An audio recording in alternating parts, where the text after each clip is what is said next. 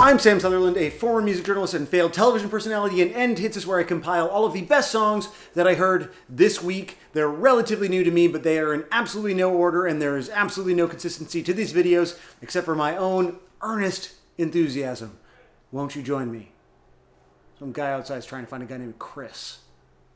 Good luck. Sedition's Price to Pay from their album War Against All is the dumbest hardcore I've heard perhaps in my entire life. This is a band from Ottawa, and they have so fully embraced just how stupid hardcore can be in a way that has sort of come right back around to not being like, it's not parody. This isn't like Neckbeard Death Camp where you're like, oh, I get it, you're joking. Like, it doesn't feel like a joke, but it's also not 100% serious.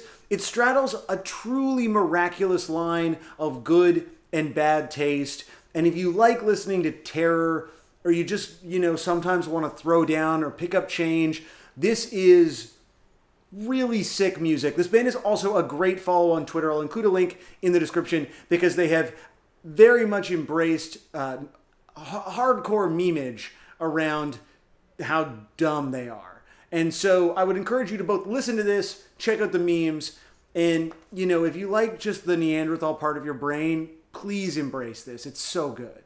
Miserable's Gasoline is the first release from their forthcoming album, Loverboy Dog Days, and is basically the solo project of the singer of King Woman, which is a more kind of Sabbathy metal band. This is not any of those things. It falls sort of somewhere in the world of like a Phoebe Bridgers, Julian Baker type thing, but it's not quite as stark. It's not quite as like Dashboard influenced, but it certainly, I think, evokes the same feelings, the same kind of sonic touch points that the best of those artists have to offer. So if you're looking for down-tempo emo that is deeply in your feelings, this song is stupendous, and I suspect that the record will be stupendous as well. Taking Meds is, it's hard to conjugate, Discount Furniture from their album, or it's an EP, or it's a promo. The way that they've marketed it is too clever by half for me. The Moon Is Always Full is great, kind of Braid, Hey Mercedes-ish emo. I say that because it sort of straddles those worlds of the like fully kind of angular, and I'm sorry that I said it,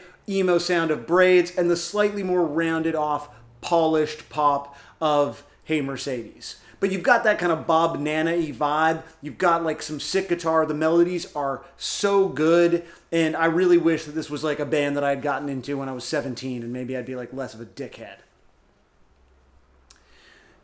This EP is also worth your time because it contains a cover of I Miss You by Blink-182, which fits in with this band's tendency to cover Blink-182, which despite having a Blink-182 podcast, I didn't even realize when I wanted to talk about this song. But now I realize that I'm only ever interested in one thing, and even when I try to sort of stretch myself and find new sonic avenues and, get outside of my comfort zone, I only want to listen to bands that have something to say about Blink-182 in the end.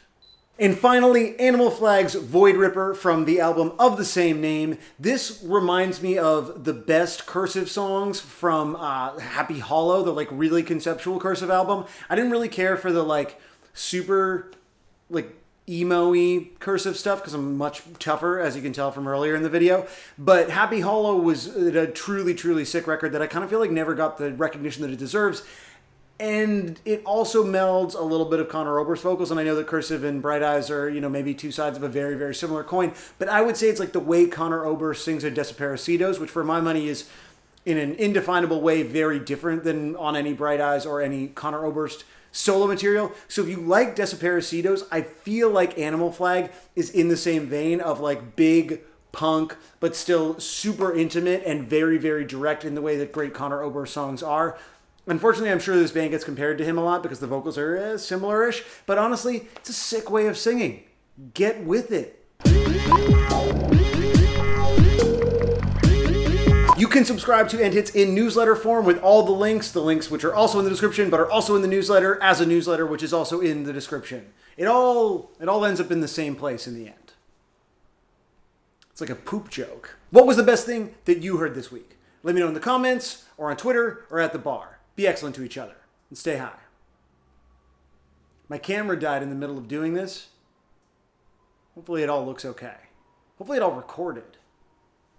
It's getting dark though. It's very evocative in here. Is this like a spooky video? I don't know why I keep talking.